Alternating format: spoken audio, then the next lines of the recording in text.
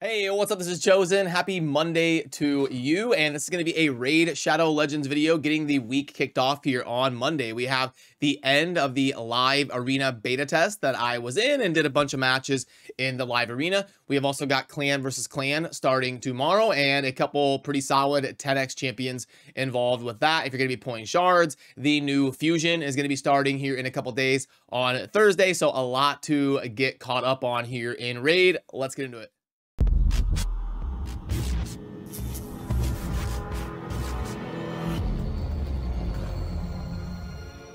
Alrighty, so the first thing I saw when I logged into the game here was the live arena beta test is complete. So that is the end of that. And you know, live arena, I don't know what to think, to be honest. I'll probably do a dedicated video on my thoughts on this and maybe do some collabs with some other creators or something.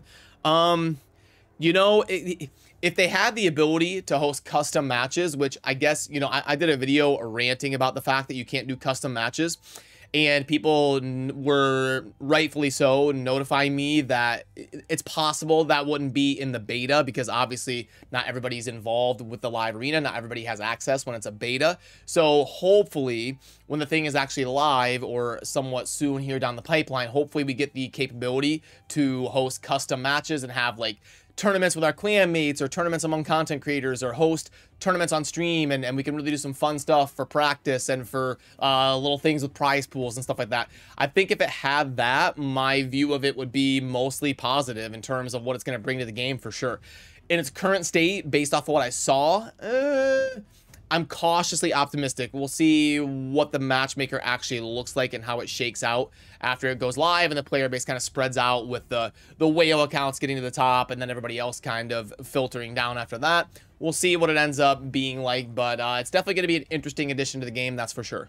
But then for news that we got from Plarium earlier this morning, they are talking about a couple different 10x champions, and this is obviously going to be coinciding with the fact that CVC launches tomorrow. This is all perfectly normal. It's going to be every other Tuesday. We had last week off, so you'll be getting a CVC tournament tomorrow. And it starts off by saying on Tuesday, April 11th, planning to launch a 10x for Mortu Macabre, and then also the other one will be on Wednesday. They'll be doing a 10x for Hegemon. And then sandwiched in the middle, they've got on a Tuesday, they are also going to be doing a 2x drop artifact event for the immunity set in the Fire Knight's Castle. Now, ideally, I think they should be 3x from now on. I don't think people get too hyped up about the 2x ones and all that. But as far as the champions that are up for grabs, Mortu Macabre is very, very strong right now. And I don't know what to think about him. He can be so ridiculous, or he can do almost nothing. And I guess Hegemon is kind of the same way. Hegemon is ridiculously good in the early parts of the game, like early to mid game, and he really falls off hard in the end game versus some of the tankier compositions. But as far as Mortu is concerned, like the whole reason that he's so ridiculous is because of this passive right here that has a 20% chance to unlock a secret skill peril.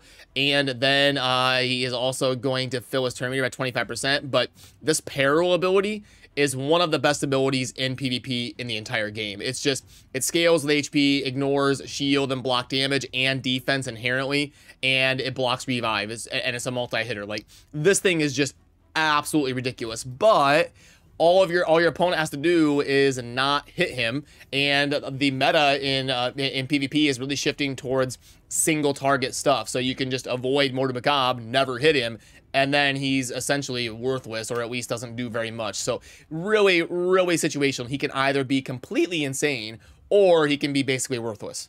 Then for Hegemon, I actually was just talking about this in yesterday's video where we updated the Void Legendary tier list, and Hegemon has one of the coolest passives in the game where he's always going to go first, and then he can really lock people out and obviously inflict some pain on the battlefield. So it's not like he's worthless. He's just really kind of stepping down with how the meta is shifting in the game. So they're both fun, unique champions that are part of the 10X, but I would say that you probably want to chill a little bit, especially if you're going to be going for the fusion, because we are going to be having that start on Thursday, and there's going to be some sort of event this weekend that coincides with it, where you're going to have to pull shards to get a certain champion that's up for grabs in order to be able to fuse into the epic and fuse into the legendary that you'll be trying to complete for the event. As you can see right here in the Razzle Varg fusion, where it shows it's 4 of 1 epic that's going to fuse into him. So you're going to have to get all these to level 50, 5-star ascension, and then fuse into Razzle Varg. And I would say as of right now, the general sentiment of the player base and the community is that he's decent. People don't really think he's god tier or complete trash. Most people just think he's all right. And he does have a very unique passive that can give him 100 bonus speed, which is pretty crazy. So he's really going to be snowballing turns, but it's like, what is he doing with those turns? He's not like doing anything crazy like suppressing turn meter or buffing turn meter of his allies. He's just kind of bringing speed and accuracy and leech. So it's like, yeah, he gets a million turns, but what's he actually doing? We have to kind of wait and see if it ends up being enough value. But I would say in general, I would try to get him if you have the resources to do so, but I also wouldn't like pressure yourself. I don't think he's going to be like some top 5 god tier meta champion, but I do think he's going to be fun to have on your account, and he has a really cool passive.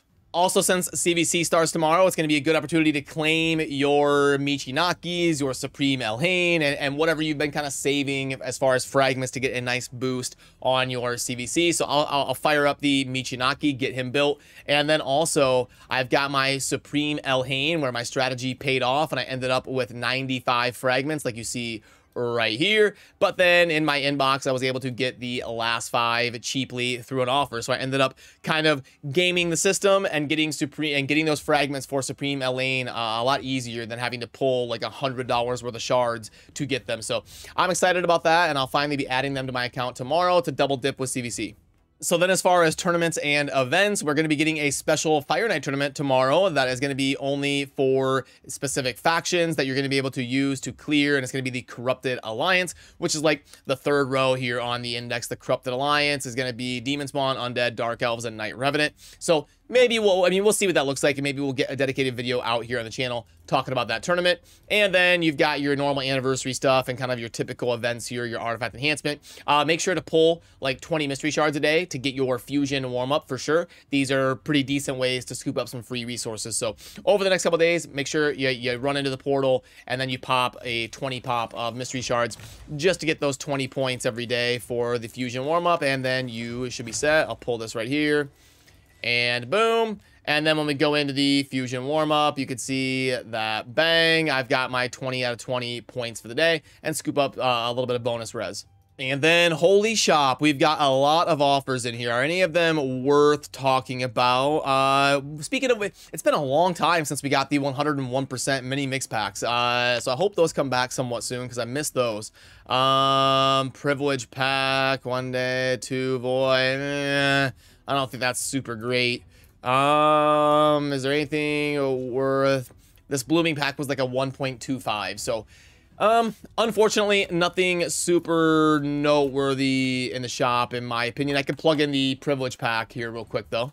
Okay, so the privilege pack was 15. By the way, a little bit of an update here to the offer calculator, a little bit of a more condensed, changed look here. So, all right, so it was also gonna be 1.3 million silver. 1, 2, 3, 4, 5. Okay, and then we had the 2 voids right there. We had 100 multi battles. I'm going in kind of a weird order here. Then we had the 15 XP brews, the 4 energy refills. Okay, 3 4-star chicken. So that's right there. And am I missing anything? 1 legendary tome. I think I got it all right there. So yeah, perfect 1.0. Because I got the void shards on there. Yep. Okay, 4 energy refills. Yep, I think I got everything. So yeah, like I said, this wasn't really jumping out to me live, but in case you were curious, I wanted to plug it in for you.